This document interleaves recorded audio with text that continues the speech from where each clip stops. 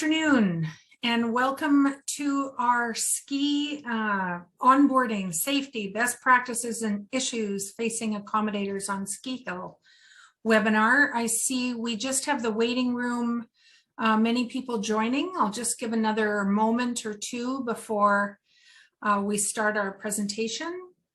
Welcome to those of you that have afforded us your time this afternoon. We're delighted that you've made the time to join us, and we'll start the webinar in just a moment or two.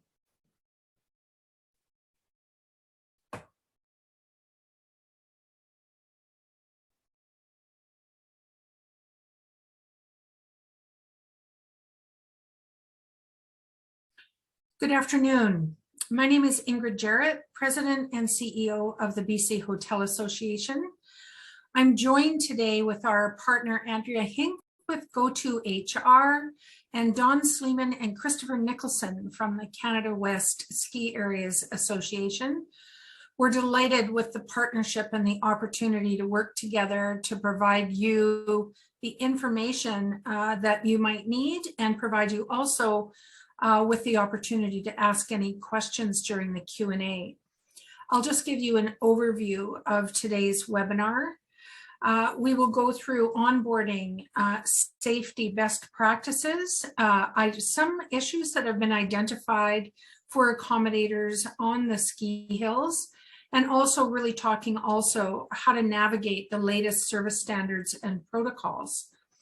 I'm here joining you today from the unceded territory of the Okanagan Silks people, where I live, work, and play in the Okanagan Valley.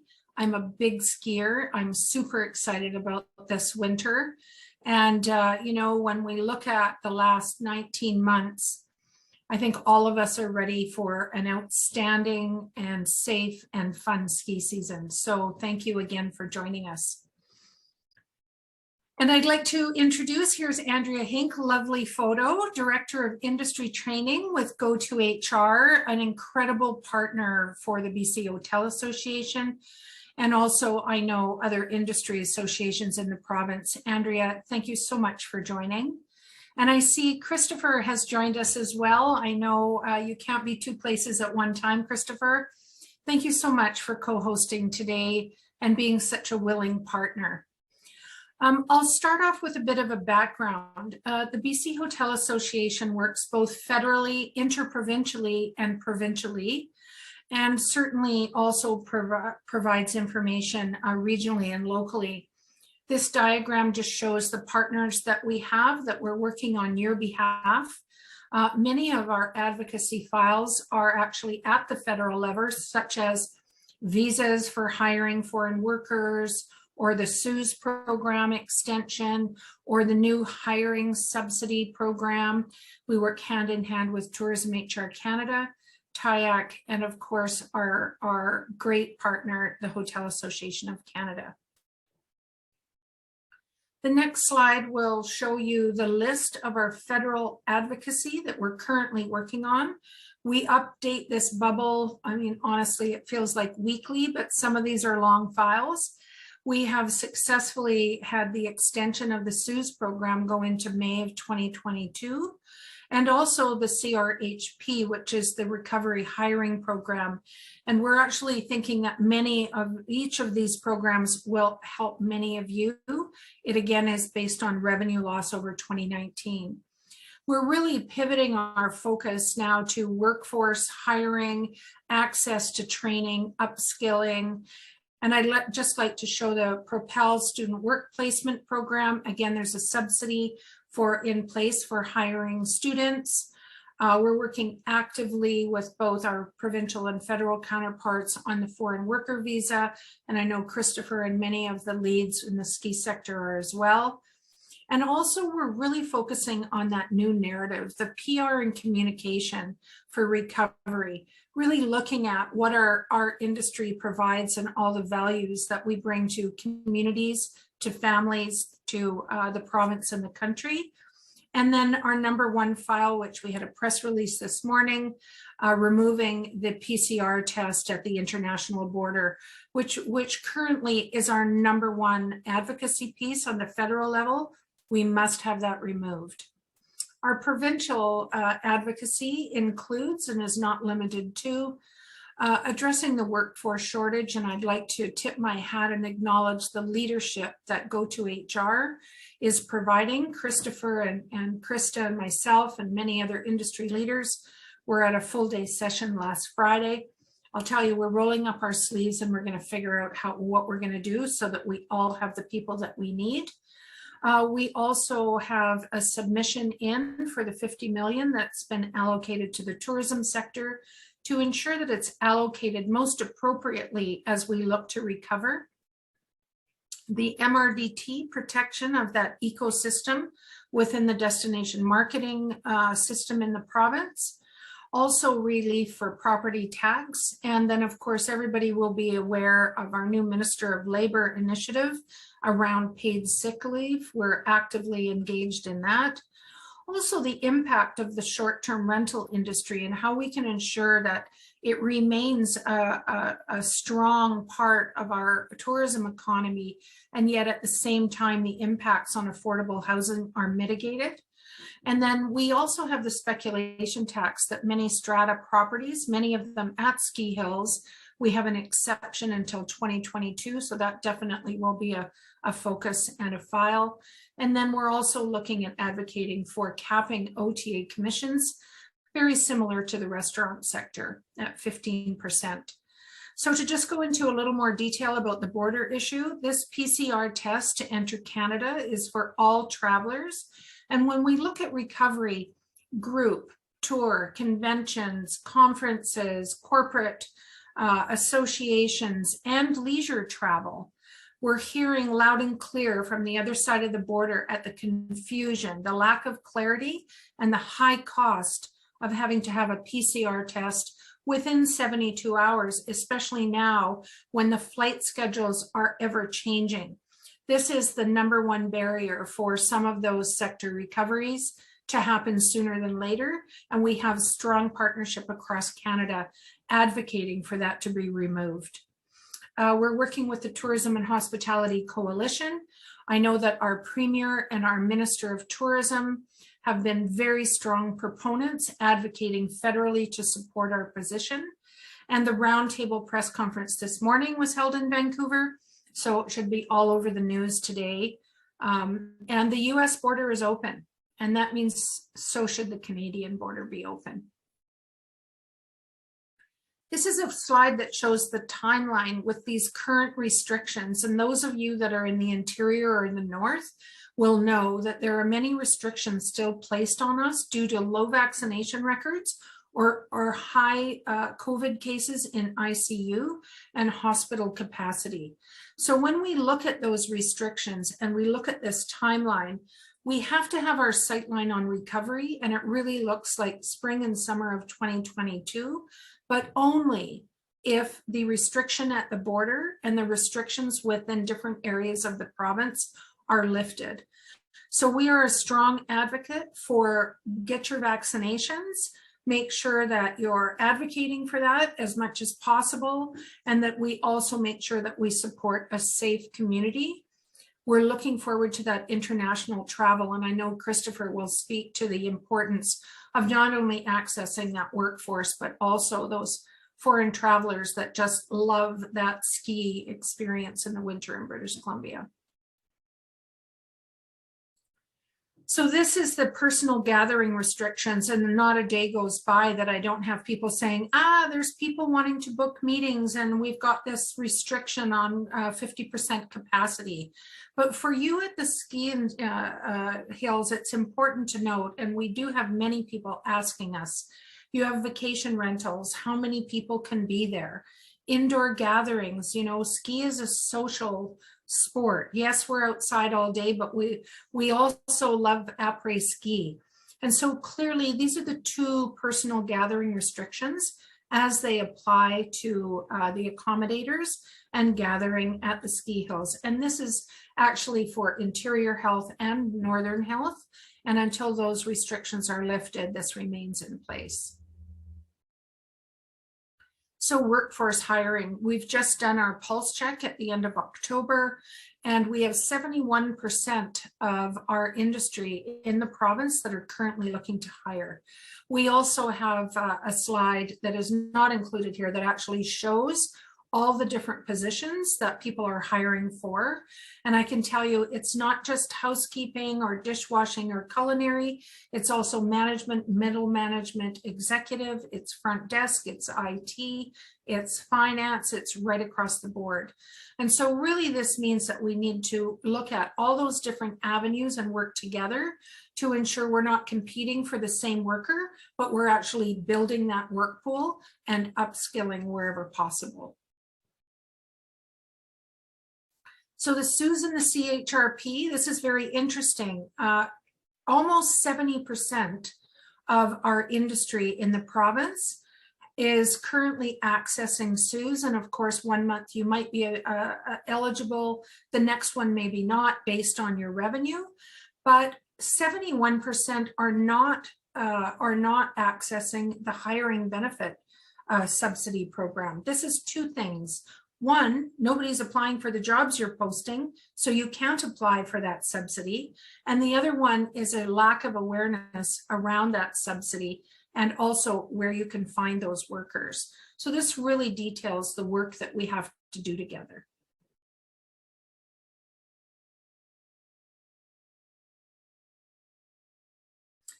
I have 3 slides here about workforce initiatives and recruitment, and this is just to let you know the amount of work that we're doing, and you can reach out at any time to our team and we will connect you directly to these partners that are members and associate members. Of course, go to HR. Can't say enough about their partners and expertise, and Andrea will give you some detail in a moment about the work that they're doing. Integral, Bliss Hospitality, Work BC, Western Community College, Mobilize, and Swap Canada Jobs First are all recruitment partners, and they are ready to go.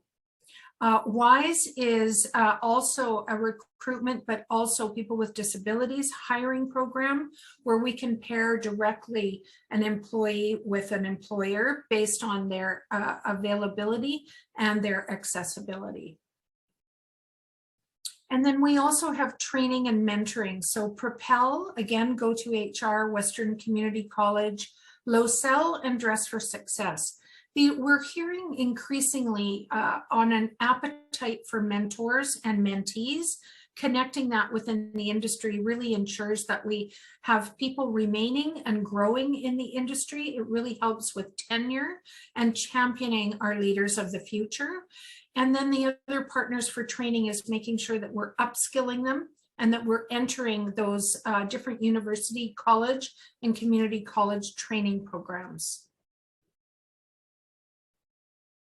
And then the next one, of course, is foreign workers. We all know there is not enough people to work in British Columbia, never mind Canada. And those foreign workers, as in international students, working holiday visas, the refugee programs, the Francophone visa, there's so many different opportunities, internships, for example. So we actually are working hand in hand with GoTo with the PNP program. And then we have Skilled Staff, which is a partner out of Mexico to connect employees and employees, Hires, Swap Canada Jobs First, and Talent Beyond Boundaries. Each one of these partner organizations have an opportunity to address the shortfall, and we're working hand in hand with them. And we'll continue to make sure that we connect employer and employees and that we lift the barriers for the visas with our federal partners and provincial partners. And here's a slide really acknowledging the work that GoTo, TAIA BC, and the BC Hotel Association are doing together. We're a small, strong, but mighty team, and we're taking this on with both hands. So proof of vaccination policy, this is something that came out with us last spring, and we've had many many independent businesses that have mandated proof of vaccination over and above what the provincial recommendation is, or the provincial orders are currently where this needs to be. And this can be for two reasons. One, because your incoming guests are saying, I want to know it's safe. And it's also when you're hiring employees that they're saying that, or you as a business are saying, you know, if I'm going to make sure that I'm protecting the business opportunity of today, I'm going to mandate proof of vaccination. And included in that is refreshing your hiring policies and your code of ethics. We have some white label templates that have been provided by business partners of ours that you can repurpose and you can brand to your own, but we have the core language that has been and is being used over the last 6 months as part of our support for you as our industry. And then the municipal regional district tax, the MRDT program. I just want you to know that there's lots of conversation around affordable housing, use of the funds. And I can tell you that we're working with BCDMOA, TIA BC, and myself with both our ministry and the Minister of Municipal Affairs to ensure that the ecosystem of the MRDT and our DMOs are protected, and that those dollars are used to once again regain that demand that and the world stage that British Columbia has been so well known for in the past. Now I have a couple of slides about membership. Let me just implore you, if you're not a member and you're an accommodator of any size or shape, please consider becoming a member. We can't do our work without you. But these are really what we do. We communicate, we educate, we have a complete commitment on sustainability and have all kinds of resources for you to use within your operation. We are your voice with government, both provincially and federally. And we have a myriad of membership services and engagement. And our team is ready for you to reach out and make sure that we're actually providing you opportunities to save in the middle of your statement, operate really efficiently, and that you can benefit from the community of the accommodations in the province. So we have all kinds of programs that don't cost you anything at all. And that would be if you have a liquor license, our ABLE, Alliance of Beverage Licensee. We have exclusive opportunities and discounts and premier programs on your purchases. And all of this can be found on bcha.com, which is our website, as well as those protocols and best practices.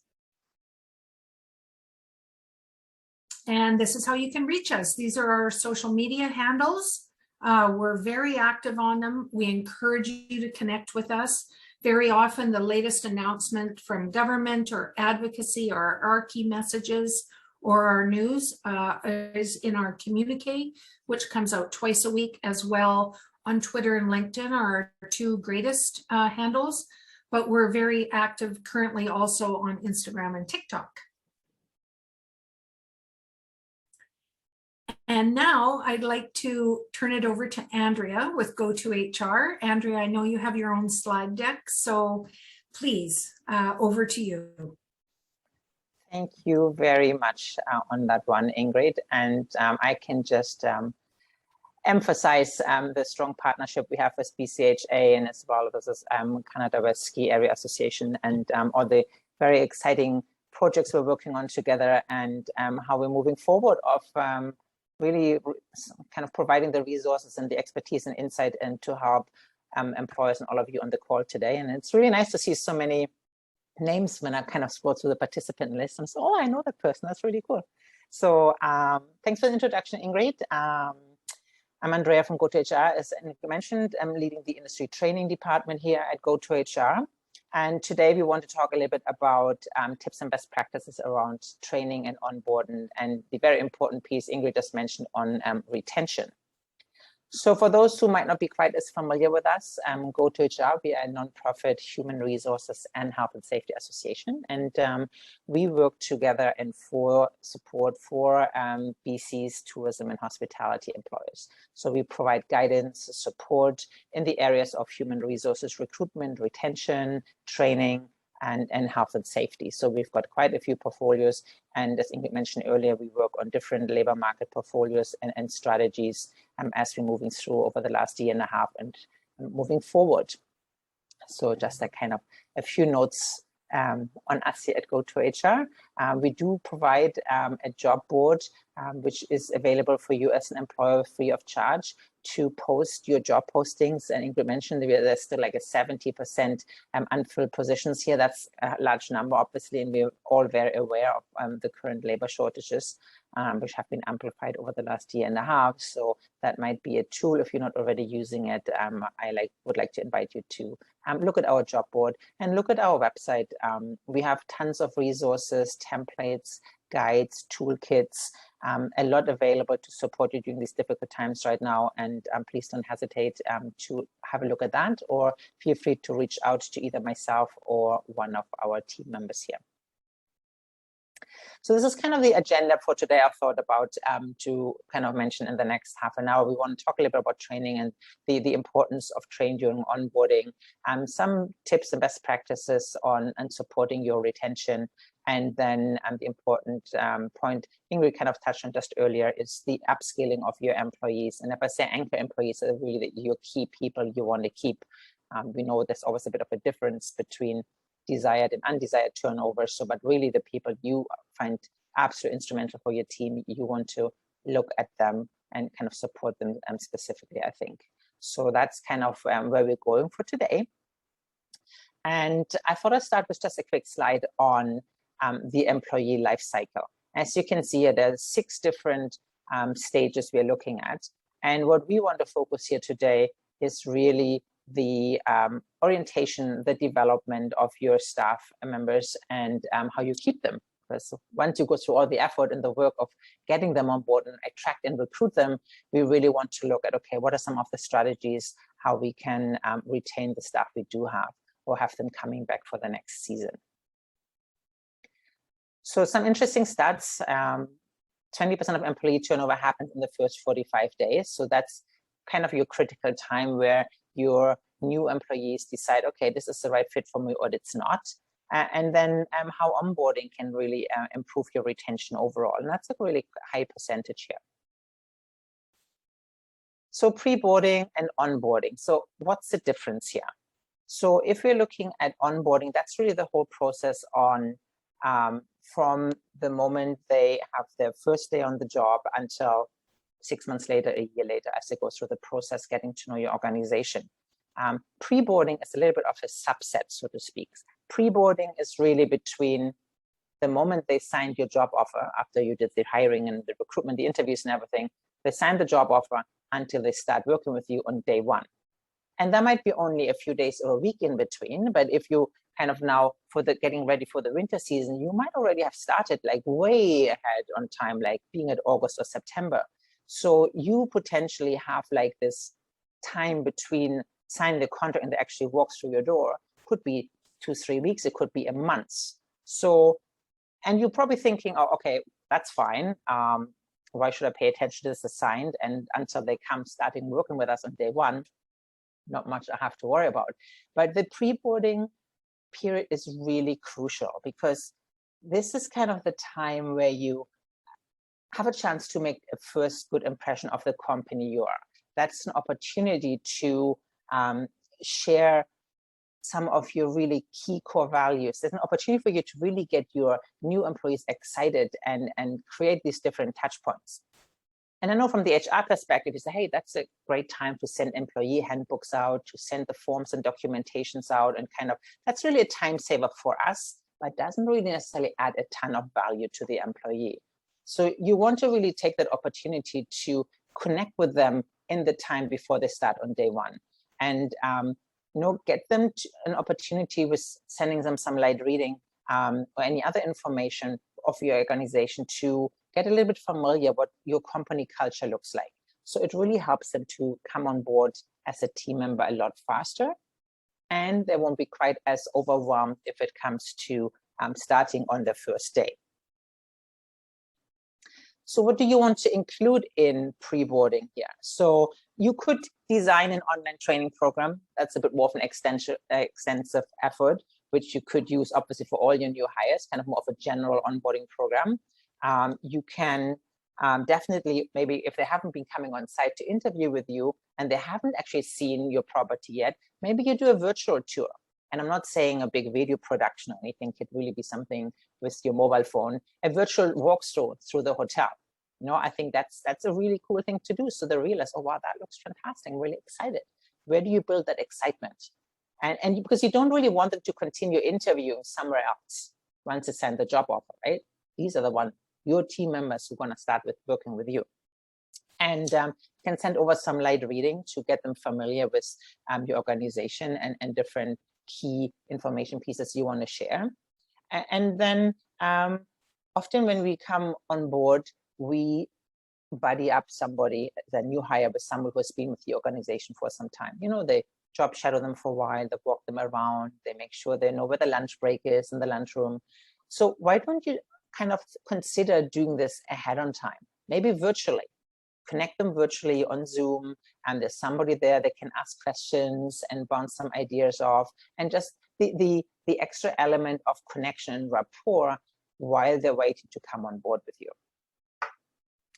Or you can share some short videos or testimonials of current employees and have them kind of sharing what they really like about working with you, what are some of the benefits, what is the workplace culture like. So really there's that personal touch there. So there's just some ideas you could use that really in kind of important, valuable time between the job offer and until actually they come onto their first day. If it comes to onboarding in general and we're looking at training, once they start on day one and kind of moving forward, look at your varied training methods on understanding that one-size-all training doesn't necessarily work for everyone. So how can you make sure that is you have different opportunities for learning and training? You want to make sure you allocate the resources and the time. Your staff is already going to be flat out busy, and it's sometimes really hard to take on new hire training in addition to already really busy schedule. So how can you allocate some time and give them the adequate tools to actually be able to do a good job on training the new person? And then who is the best person for that, right? Depending on their jobs and their roles and the tasks they have, you might have a variety of people who are the right people with the skills to train that new hire. And if you had potentially a higher kind of percentage on turnover, did you lose some of your really great trainers over the last season or over the last year? And do you need to look at training a new trainer to train your new staff? So that's something to consider. And then making sure that they understand the knowledge you kind of imparted on them. Do they have the comprehension levels? Do they understand how that applies to their job? Checking in on that through a quick quiz or some feedbacks or one-on-ones. And just making the whole onboarding experience and learning policies and company rules kind of fun and exciting through quizzes. Maybe do a scavenger hunt on walk them through the property, get to know people, get to know different departments. It's always a fun thing to do. There might be a group of new hires. You can kind of all put them together at once and kind of walk through that. And I would like you to, while we're kind of going through this, maybe use the chat and if you like, share with us, what are some of your best practices? How do you do the onboarding? Actually, are you focusing on pre-boarding? What do you do ahead of time before they start on day one? I think that would be great for us. Maybe then at the end, we can share some of the feedback and some of your ideas, which might be really of value for some of our members on the call today. Let's look at training as a retention tool. One important strategic tool, I think, really is training to keep your staff. And while we are hiring staff for the enthusiasm and the motivation, and they're the right fit for us culturally, we might not always get the employee with the extended skill set you've been maybe looking for, or which was a little bit easier to hire maybe 4 or 5 years ago. So the importance of really focusing on more resources for training is really key to get them to the skill level where you see you want them to be, and so they create these positive guest experiences you want to see at your property. And while the whole COVID has obviously drastically changed the job market and the ongoing labor shortages, the expectations of your employees are still the opportunity for professional growth, for learning, and the commitment from you as a leader to kind of support them as you go through that. So we really want to think about how we can maximize the employees' experience as they go through the onboarding and then beyond that through your training program. So creating a culture of learning in your workplace really illustrates to your staff and your team members your commitment in their investment, your commitment in their professional growth and their development as they're with you. And we know training is a motivation tool, obviously, and it's really a retention tool. So as easy as it is to cut that line out of your budget when it gets a bit tight, I think there's something to reconsider and reevaluate depending on your property. Let's throw another slide of stats out here. So have a quick look at that as we move forward. I think came across this the other day and I thought, well, that's quite important to share with the group here today. When we talk about a culture of learning, what does it really mean? I mean, we're really talking about the commitment and the support from you as a leadership team, looking at developing personalized learning plans. Where does the individual want to go? What are their ambitions? What are their opportunities? And I'm looking at succession planning as well. Where do you kind of see your support for the individual moving forward with the organization?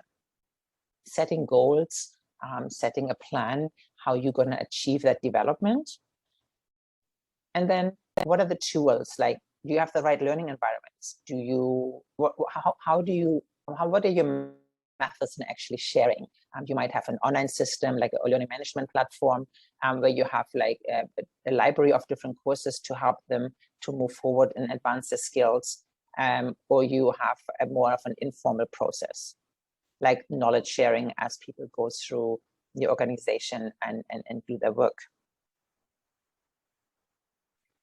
And I really like this quote from Richard Branson: train the people well enough so they can leave, but treat them well enough so they don't want to. So that your training, your investment has really paid off, and that you'll be able to use it as a retention and they stay with you because they invested. There's this discretionary effort. And here I think there's an opportunity to really look at the role of your senior staff. Can they play the role of a mentor and like a role model, and help you to integrate the training into the day-to-day and the overall retention strategy? And they have the experience, they have the skills, they may be able to motivate your new hires or the more junior staff and show them the career path by leading by example or sharing a story of where they've come from, really kind of looking at who would be suitable in your organization, who takes on a little bit the mentor or the coaching role here. So, and we talked about the importance of retention and the difficulty to find really good staff, not just in the front lines, but as well in middle management and up. So kind of spending some effort on looking at your succession planning, I think it's quite important. And then when you're looking at your existing training programs, is it something you develop once and then you just leave it and kind of use it every being the winter season or your summer operation, but really looking at your training programs and building in a regular review and an evaluation process. Talk to new hires who just came on board, maybe after a couple of months. How was their experience? How easy was it to understand the training content? How did it add value to them to do their job really, really well? Looking at what needs to be refreshed. There are so many changes happening in our environment right now. So is there anything you have to adjust in your training courses? I know when we look at ours, and you're probably familiar with BCHA, we've adjusted this already about 3 times in the course of the last 6 months because things have changed, PHOs have changed, the environment has changed. So keeping it fresh and relevant, I think that's really key. And when you do exit interviews, ask your staff leaving, hey, what do you think about our training, about your training experience and about our training strategy here at the organization? It's shown, and LinkedIn did a report there, that employees would love to do a lot more training, but they just simply don't have the time. And we know how difficult it is to do scheduling. Then there's, more to do with less people, smaller teams. So what holds sometimes employees back to learn more is just simply the time aspect of it. So how can you kind of create more micro learning opportunities, being it through short online courses they can take over a month or two, or include like bite-sized little learning bits in your team briefings. When I worked at a hotel a few years back, we would have a warm-up dance with the housekeeping team every morning at 8 o'clock. We put the music on and we warm up, and then we would do a quick, did you know? And we would share a really important piece, but we felt was really important for the room attendants to know. And then we would do this every day. So you would do 5 minutes every day. Well, that's half an hour of learning in a week without really disrupting your schedule too much. So looking at that, I think is a good opportunity, what's actually out there and how that really adds value to your training strategy. And if you're looking at training strategies, I want to really make sure we talk about upskilling and cross-training of your current staff. Now you've gone through the efforts of attraction, you recruited them, you hired them, they signed, the pre-boarding kind of phase went really well. They showed up for day one, yay, that's already a success. You have really amazing people you chose who come to your team. So as they go through the time with you, how you'll be able to keep them and provide ongoing learning and a path of advancement for them as well. Being it through more formal education programs, like externally, and you can look at different resources for funding, like support, like the BC Employer Training Grant is still available with different intakes and covers a lot of training programs and online courses, or any other continuing studies somebody wants to take maybe within your organization. So there are different options there. But if we talk about cross-training, that's kind of your internal strategy of developing your team members. So it's really about having somebody train more in more than one position. How can you really use it as a tool to help with different items? And we talked about labor shortages and get them involved. So one thing is really the what's your investment here, like on your return on your investment, on the resources and the time you put in, obviously. But it's really about looking at hiring your employees, developing them. How does that impact your bottom line? And cross-training with people being kind of exposed to more than one specific role or one department really helps collaboration across the organization and across the department, because there's just more understanding of what other people do. There's more respect in regards to the role my teammate is going to having and the job they're performing. And it just really helps to increase the working knowledge at your organization. And not to speak about the increase of your employees' motivation. Nobody likes to be stuck in a dead-end job and doing the same over and over and over again without maybe having opportunity to extend laterally on their skill set, or just looking at what's available for advancement potentially, and just really keeping the job interesting, because that really helps you to kind of nurture the loyal employees you're looking for. From the workforce sustainability point of view, there's definitely the efficiencies there in regards to cross-training across the different departments. You'll be able to fill unexpected vacancies which might have come up. To really be able to kind of follow this, we have to do more with less. And in order to do that, really expanding the skill set of your current employees. And I've seen this at the previous organizations where I worked at, that somebody as a room attendant said, you know what, I think I really would love to kind of change my jobs and work as a receptionist. Oh, that's a great career ambition. Why don't we put you for 2 weeks at the front desk, like a few hours every day, and you see if you like it? And they started, and after a week they said, you know what, Andrea, I'm good. I think I'm really good where I'm at right now. Love what I do. great to experience another role, but no, I stay put where I am. So looking at that aspect as well, what are the opportunities here? Cross-training does increase your efficiencies for sure.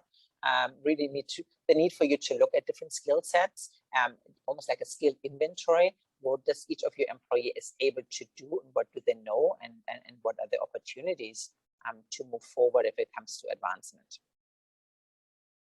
And we talked about the flexibility, becoming more agile in general. So you can reveal some hidden talents. Maybe somebody thought, wow, you hadn't a clue that they can do this and that they're really talented to take that job on, or generally just increasing an employee skill set.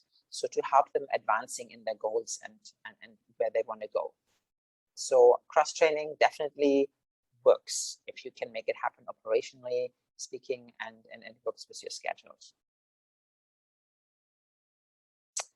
When we talk about training, I don't want to mention some of our resources where we can support you in developing and training your staff. We have 2 Superhost courses. Really talks a lot about communication, how to create this positive customer experience, which I know is our bread and butter here, and equip your staff with the tools they need to do really well in the current climate and the guest service environment. Food Safe obviously is a bit more focused on the culinary sector, foundations of workplace safety, get them up and running on the foundations, and the latest course, and Ingrid had mentioned it earlier, the Be Safe course, which we continuously update, where we talk specifically about the public health orders, like the proof of vaccination. How can you handle it as a frontline staff, and what are some of the tools available? And if you do go on our website, you will see we have some scripts and scenarios actually, which we designed. You can share with your team members and give them another tool in the toolbox to handle some of these potentially challenging conversations as you go through the season. That's kind of for me at this point, I think. And Ingrid, I know that we will open this up to any questions which might be up in the group right now. Mike, I'm not sure if we have any chats, any comments which came up as we've been going through the few slides here. But, yeah, thank you, Andrea. Christopher, I'm just going to encourage everybody to put their questions in the chat function or the Q&A, and we will vet those. I'll read them out and then either direct them to you, Christopher, or to Andrea. And Christopher, just to start off the Q&A, would you like to take a few moments to say a few words? I know there's a changing landscape and you're representing all different regions. So if there's anything that you'd like to communicate before we do Q&A, please do so. You bet. Well, thank you very much. And hello, everybody. There's a few people, I was looking at the participant list, a few people I don't know a bit more from the accommodation side. So a big thanks for joining. My name is Christopher Nicholson with Canada West, and Don Sleeman, it's also with Canada West. First off, huge big thank you, both to Andrea, GoToHR, and your constant leadership and expertise.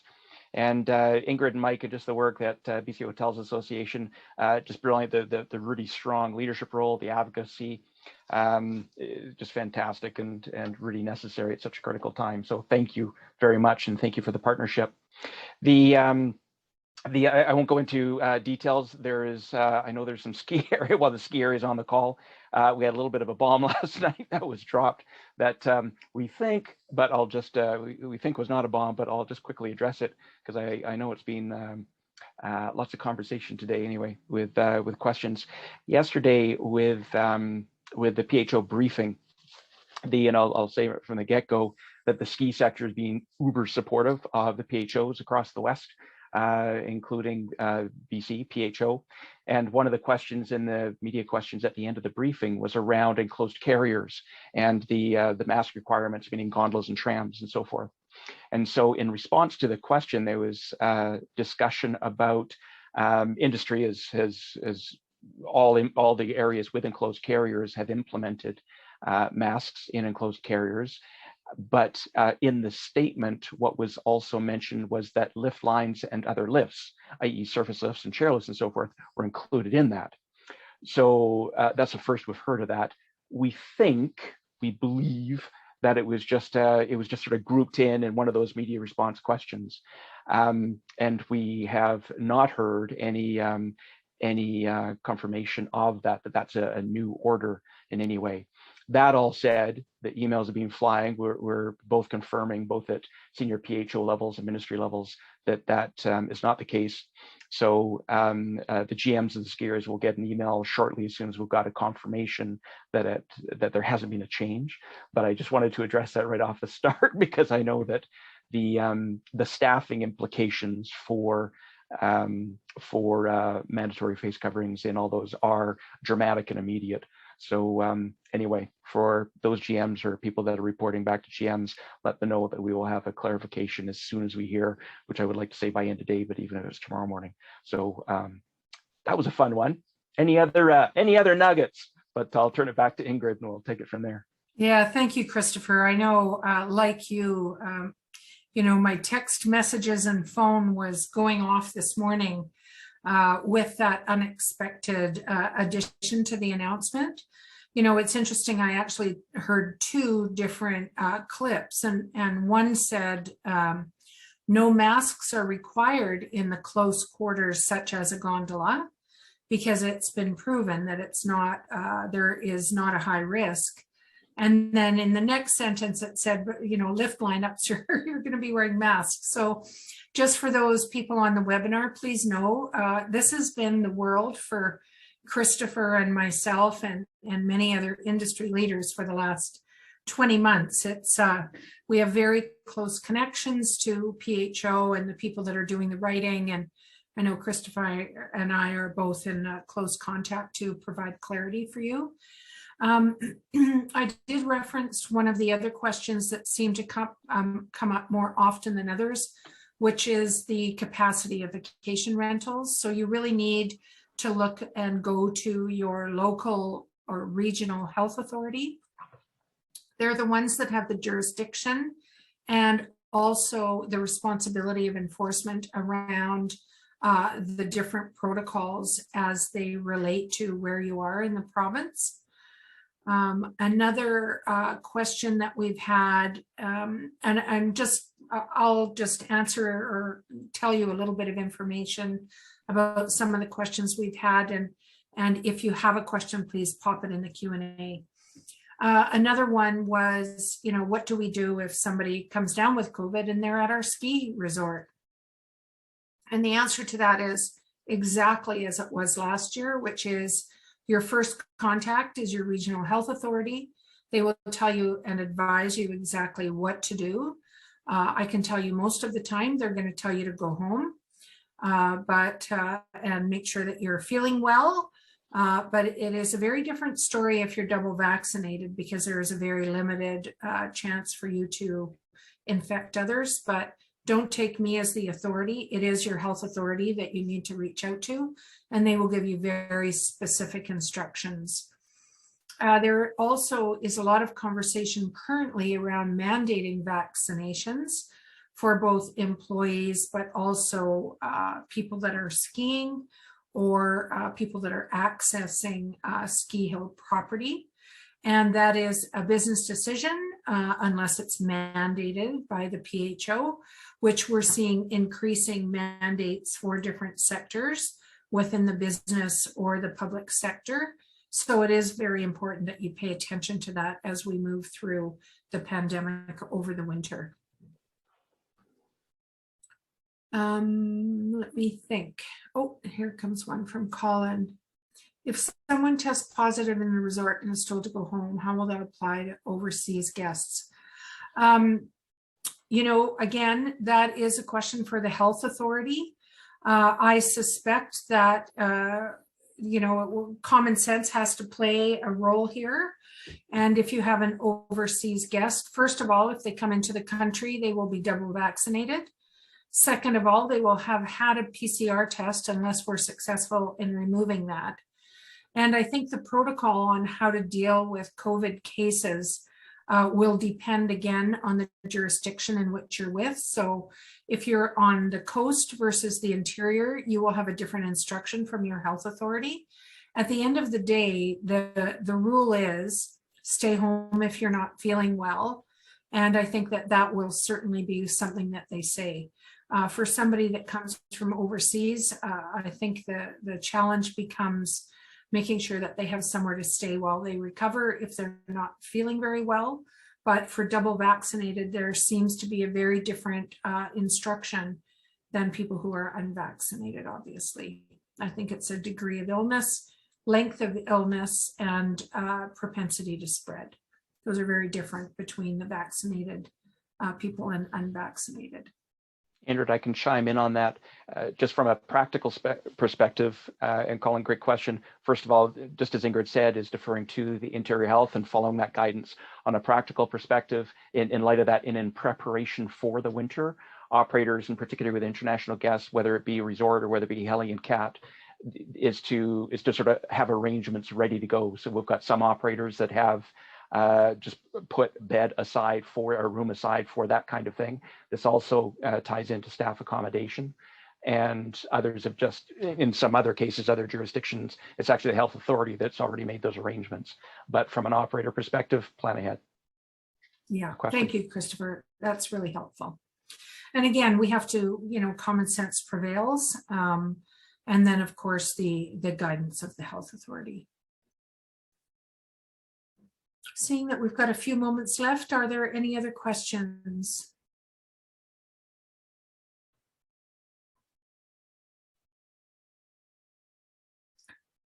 Well, hearing none. Oh, here comes one. Oh, thanks, Christopher Nicholson from Colin. Hearing none, I'd like to thank Andrea and Christopher for being such outstanding partners, allowing us the opportunity to co-present with you. You can reach out to our team at any time, and our website is bcha.com. You do have the other contact information here for Andrea and for myself, and all of you know how to reach Christopher, I'm sure, at Canada's West Ski Area Association. Let me just see, I'm seeing a new and we would love to hear from you. We're here because of you, and we really appreciate your time and greatly respect the role that you play in recovery. And from me, I wish you an outstanding ski season. I hope you're busy. I hope you find enough people to hire, and I hope you're able to have a little bit of fun. And a couple of POW days would go a long way in my life. Christopher, parting words, or Andrea, parting words? A massive thank you to our partners and the ongoing leadership in our industry, and thanks to all the participants that have joined on the call. Excuse me. Thanks very much, and for the GMs, we'll talk next Thursday. Yeah, same here. Thank you very much for having us here, and looking forward to continue working together with Christopher and Ingrid's team, and as we support you throughout the season. So good snow, we hope. Yes. Thank you so much. Take care. Bye.